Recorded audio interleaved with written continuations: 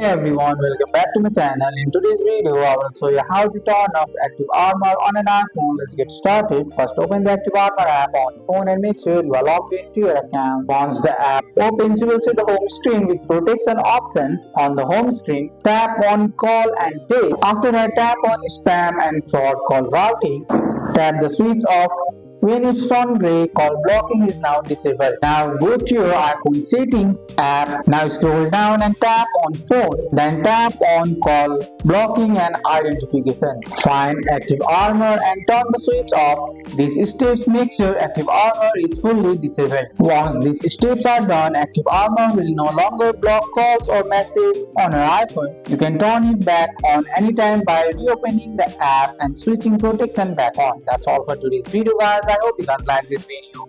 If you found this video helpful, drop a like, subscribe for more videos. Thanks for watching. See you in the next one.